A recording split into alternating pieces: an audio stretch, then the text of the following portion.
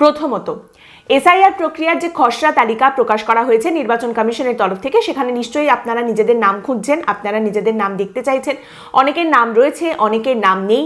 সব থেকে বেশি যে অভিযোগটা উঠে আসছে যাদের নাম নেই তাদের ক্ষেত্রে, যে তিনি জীবিত কিন্তু মৃত বলে তার নামটা বাদ দিয়ে দেওয়া হয়েছে, অথবা নামের বানান ভুল, কিংবা কোথাও দেখা যাচ্ছে বয়সের সংখ্যাটা ভুল। এইরকম যা যা ভুলগুলো দেখা যাচ্ছে সেই সমস্ত কিছু কারেকশনের জন্যই কিন্তু এসআইআর এর সেকেন্ড ফেজটা শুরু হচ্ছে, যেখানে আপনাকে ভেরিফিকেশনের জন্য ডাকা হবে, কাগজপত্র দিতে হবে। দেখুন, এই তালিকা, এই যে খসড়া তালিকা, ড্রাফট তালিকা যেটা বেরিয়েছে সেটা ত্রুটিবিহীন নয়, এর মধ্যে ত্রুটি আছে, সেই জন্যই এটা খসড়া তালিকা, এটা কিন্তু ফাইনাল লিস্ট নয়। যাদের নাম উঠে গেছে তাদের জন্য অবশ্যই সুখবর। আর যাদের ক্ষেত্রে কোনো গন্ডগোল হচ্ছে তাদের কিন্তু এরপরে নথিপত্র নিয়ে যেতে হবে, যাদের কাছে নোটিশ আসবে তাদের সেই নথিপত্র জমা দিতে হবে, ভেরিফিকেশন হবে, স্ক্রুটিনি হবে, এবং তারপরে ফাইনাল লিস্ট যেটা বেরোবে সেখানে আপনার নামটা দেখা যাবে, যদি সমস্ত নথিপত্র সবকিছু ঠিকঠাক থাকে।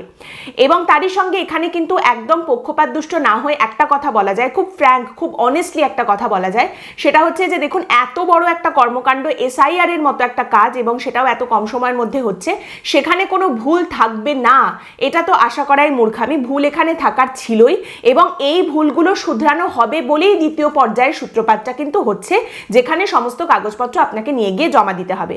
ভুল থাকবে জানাই কথা, এবং ভুল শুধরানোর জন্যই সেকেন্ড ফেজটা রয়েছে। এইবার এটা অবশ্যই করে জেনুইন ভোটার যারা রয়েছেন তাদের জন্য একটা হয়রানির বিষয়। তারই সঙ্গে আরো একটা কথা যেটা পরিষ্কার করা হচ্ছে নির্বাচন কমিশনের তরফ থেকেও, সেটা হচ্ছে এই খসড়া তালিকা বা ড্রাফট লিস্টে যাদের নাম আছে তাদের সকলের নাম যে ফাইনাল লিস্টে দেখতে পাওয়া যাবে এমনটা কিন্তু নয়। ড্রাফট লিস্টে যাদের নাম আছে তাদের মধ্যেও অনেকেই নোটিশ পেতে পারেন, নথিপত্র জমা দিয়ে তাদের কিন্তু সেই ভেরিফিকেশন প্রসেসের মধ্যে দিয়ে যেতে হবে।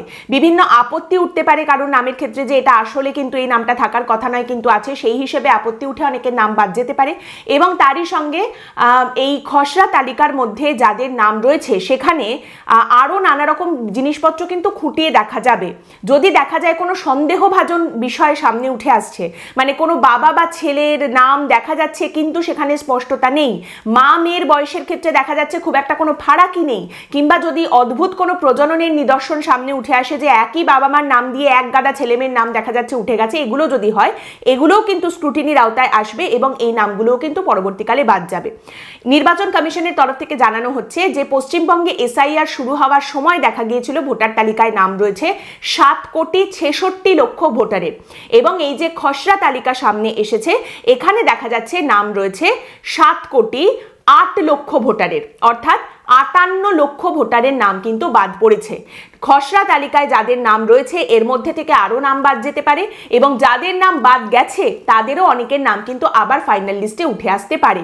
এবং তারই সঙ্গে নির্বাচন কমিশনের তরফ থেকে জানানো হচ্ছে 7ই ফেব্রুয়ারি পর্যন্ত কিন্তু এই ভেরিফিকেশন, নথিপত্র জমা দেওয়া, যাচাই প্রক্রিয়া, এই সমস্ত কিছু চলবে, এবং ফাইনালি 14ই ফেব্রুয়ারি ফাইনাল লিস্টটা বেরোবে। দ্বিতীয় কথা, আমরাই মনে হয় একমাত্র আওয়াজ যারা প্রথম থেকে বলিষ্ঠভাবে দুটো কথা বলেছি, এক, এসআইআর এর প্রয়োজন রয়েছে, এবং দুই, এসআইআর এর প্রয়োজন, বিশুদ্ধ ভোটার তালিকা সামনে আনার প্রয়োজনটা শুধুমাত্র ভুয়ো ভোটারদের নাম বাদ দেওয়ার জন্য রয়েছে তা নয়, তারই সঙ্গে মৃত ভোটার এবং স্থানান্তরিত ভোটারের নাম বাদ দেওয়ারও কিন্তু প্রয়োজন রয়েছে। আমাদের পশ্চিমবঙ্গে প্রত্যেকটা নির্বাচনে আমরা দেখতে পাই একাধিক ফেজে নির্বাচন হয়, কিন্তু প্রত্যেকবারই দেখতে পাওয়া যায় কোনো এক জাদু বলে যারা মারা গেছেন তাদের নামগুলো ভোটার লিস্ট থেকে বাদ পড়েনি, বছরের পর বছর সেই নামে কিন্তু ভোট পড়ে যাচ্ছে। তারই সঙ্গে স্থানান্তরিত হয়ে যাওয়া মানুষজন যারা একটা জায়গায় ছিলেন পরে আরেক জায়গায় গিয়ে সেখানকার ভোটার কার্ড তৈরি করেছেন, সেই নামে দু জায়গাতেই ভোট পড়ে যাচ্ছে। এই জিনিসগুলো বারংবার হয়েছে। দেখুন, প্রথমেই যে কথাটা বললাম যে 58 লক্ষ ভোটারের নাম বাদ পড়েছে দেখতে পাওয়া যাচ্ছে। এসআইআর শুরুর সময় পশ্চিমবঙ্গে ভোটারের সংখ্যা যেটা ভোটার লিস্টে নাম ছিল 7,66,00,000 ভোটারের, আর এসআইআর এর এই যে ড্রাফট লিস্ট বেরিয়েছে সেখানে দেখা যাচ্ছে নাম রয়েছে 7,08,00,000 ভোটারের, অর্থাৎ 58 লক্ষ নাম বাদ পড়েছে।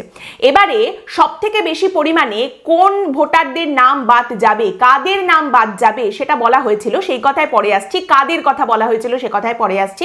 কিন্তু এই 58 লক্ষের মধ্যে দেখতে পাওয়া যাচ্ছে 24 লক্ষ নাম বাদ পড়েছে এমন ভোটারদের যারা মৃত ভোটারের নাম বাদ পড়েছে 24 লক্ষ, এবং 19 লক্ষ স্থানান্তরিত ভোটারের নাম বাদ পড়েছে। অর্থাৎ বুঝতে পারছেন যে যাদের নাম বাদ পড়েছে তার মধ্যে একটা সিংহভাগ জায়গা জুড়ে কিন্তু মৃত ভোটার এবং স্থানান্তরিত ভোটারের নাম রয়েছে।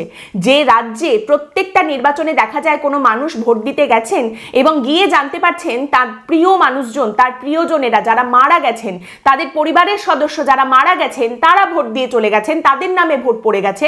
প্রতিটা নির্বাচনে যে রাজ্যে এই বিষয়টা সামনে উঠে আসে সেখানে কিন্তু এই 24 লক্ষ মৃত ভোটারের নাম বাদ যাওয়াটা একেবারেই কোনো নগণ্য সংখ্যা নয়। বাকি বড় বড় তরজাগুলোর সঙ্গে এটাও কিন্তু খুব সিগনিফিকেন্ট একটা নাম্বার, খুব সিগনিফিকেন্ট গুরুত্বপূর্ণ একটা তথ্য যেটা সামনে রাখার দরকার রয়েছে। এইবার আসি সেই প্রশ্নে যে কাদের নাম বাদ যাবে সব থেকে বেশি বলে বলা হয়েছিল। দেখুন, বিরোধীদের তরফ থেকে যে কথাটা বলা হয়েছিল 1 কোটি বাংলাদেশির নাম বাদ যাবে, প্রধান বিরোধী দল পশ্চিমবঙ্গের বিজেপি, তাদের তরফ থেকে এই কথা কিন্তু সামনে এসেছিল। তাহলে সেই 1 কোটি বাংলাদেশি কোথায় গেল? 58 লক্ষ তো নাম বাদ পড়েছে, তাহলে এখানে হিসেবটা কি? তার মধ্যে 24 লক্ষ মৃত এবং 19 লক্ষ স্থানান্তরিত ভোটার, তাহলে এই 1 কোটি বাংলাদেশের হিসেবের কি হলো? দেখুন, নির্বাচন কমিশনের তরফ থেকে আরেকটা সংখ্যা সামনে রাখা হয়েছে, 12 লক্ষ। নির্বাচন কমিশন বলছে 12 লক্ষ ভোটারকে খুঁজে পাওয়া যায়নি, নিখোঁজ ভোটার হিসেবে 12 লক্ষ ভোটারকে চিহ্নিত করা হয়েছে নির্বাচন কমিশনের তরফ থেকে।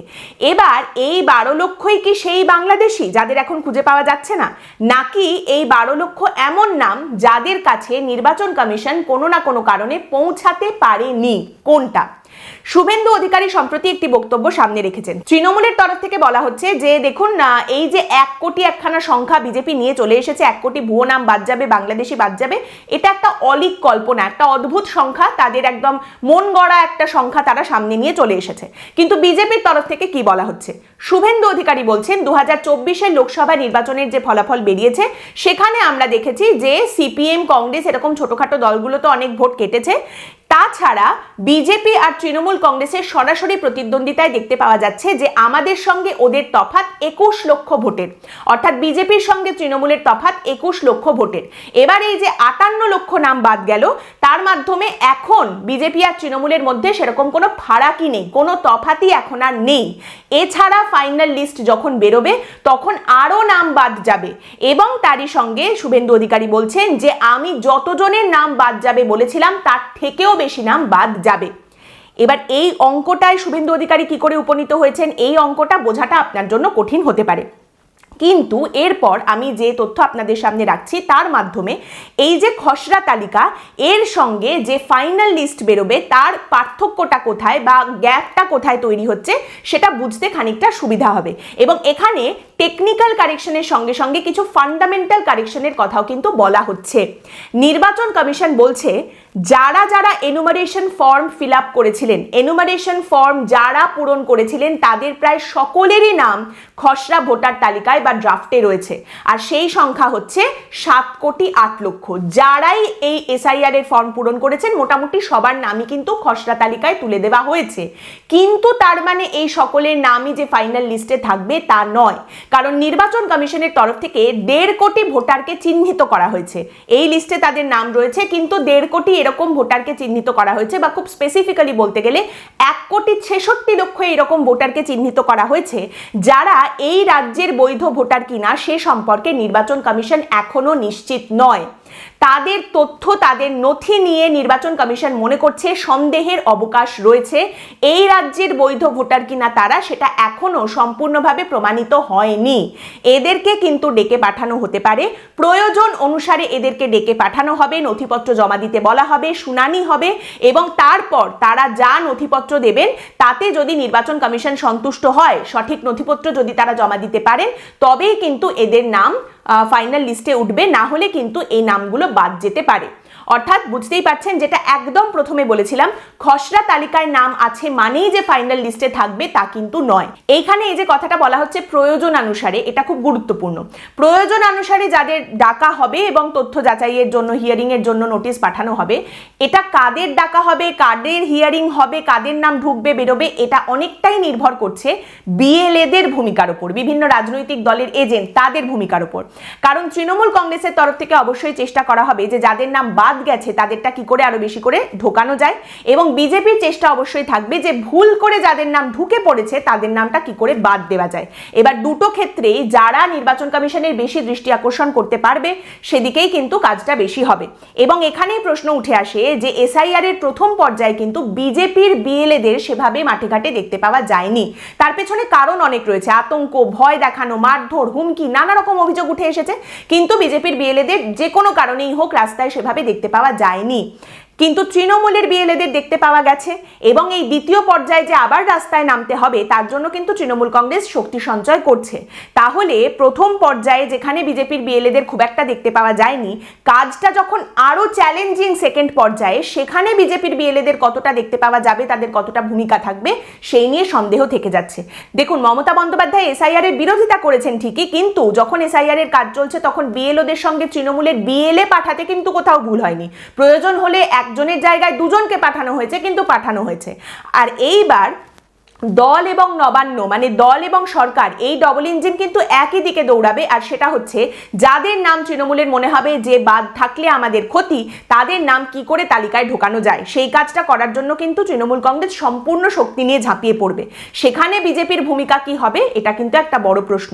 এই মুহূর্তে বলা হচ্ছে যে 3টে ফিল্টারের মধ্যে দিয়ে এই ড্রাফট তালিকা, ভোটার তালিকার যে খসড়া, সেটা 3টে ফিল্টারের মধ্যে দিয়ে যাবে। এক হচ্ছে যাদের নাম ভুল করে ঢুকে গেছে কিন্তু বাদ পড়ার কথা ছিল, যাদের নাম ভুল করে বাদ পড়েছে কিন্তু ঢোকার কথা ছিল, তৃতীয় সন্দেহভাজন, যাদের তথ্যে গরমিল রয়েছে এবং তথ্য যাচাইয়ের, নথিপত্র যাচাইয়ের প্রয়োজন রয়েছে। এই কাজটা রাজনৈতিক দলগুলোর এজেন্টদের ভূমিকার উপর কিন্তু অনেকটাই নির্ভর করছে। চতুর্থ বিষয়, মতুয়াদের ক্ষেত্রে কোনো শর্ত আরোপ না করে তাদের নাম ভোটার তালিকায় তোলার একটা দাবি সামনে রাখা হয়েছিল, কিন্তু সুপ্রিম কোর্টের তরফ থেকে পরিষ্কার করে দেওয়া হয়েছে যে আগে আপনাদের নাগরিকত্ব পেতে হবে, তারপর ভোটার তালিকায় আপনি নাম তুলতে পারবেন। তাহলে এবারের ভোটে সেই মতুয়াদের কি হবে? তাদের নাম তাহলে ভোটার তালিকায় উঠছে না, এবং তারা এই ভোটটা তার মানে ভোট না দিয়েই কাটাবেন। কারণ এই যে নাগরিকত্ব নেওয়ার যে প্রক্রিয়া, মতুয়াদের মধ্যে একাংশ সবে সেই প্রক্রিয়া শুরু করেছেন, এবং সেই নাগরিকত্ব পেতে তাদের যথেষ্ট সময় লাগবে। কারণ এক্ষেত্রেও সুপ্রিম কোর্টের এই নির্দেশ দেওয়া রয়েছে যে প্রত্যেকটা কেস বেসিসে আলাদা আলাদা করে গোটা জিনিসটা যাচাই করে দেখা হবে এবং তারপর নাগরিকত্ব দেওয়া হবে, সব একসঙ্গে হবে না। অতএব এটা সময় সাপেক্ষ ব্যাপার। যে কজন নাগরিকত্ব পেয়েছেন এবং তার মাধ্যমে ভোটার তালিকায় নাম তুলেছেন সেই সংখ্যাটা কিন্তু খুবই কম। এসআইআর ত্রুটিবিহীন হয়নি, হবে না। খসড়া তালিকা যেটা বেরিয়েছে সেটা ত্রুটিবিহীন নয়। ফাইনাল যে ভোটার তালিকা বেরোবে সেটাও ত্রুটিবিহীন হবে না। কোনো কাজই সম্পূর্ণ ত্রুটিবিহীন হয় না, 100% পারফেক্ট হয় না। আমরা চাই কিন্তু হয় না। তাহলে উদ্দেশ্য যেটা থাকা উচিত সেটা হচ্ছে ত্রুটি আমার যতটা কম হয় আমি সেটা দেখব, সেইটা করা হয়েছে কিনা, সেই উদ্দেশ্য নিয়ে কাজটা করা হয়েছে কিনা, বা সেই উদ্দেশ্য সফল হয়েছে কিনা সেটা আমরা জানতে পারবো ফাইনাল ভোটার তালিকাটা বেরোলে তারপর। ইতিমধ্যে নতুন করে আবার কোনো অঙ্কের সমীকরণ, নতুন কোনো দাবি সামনে উঠে আসে কিনা এই এসআইআর নিয়ে, সেটা অবশ্যই দেখার বিষয়।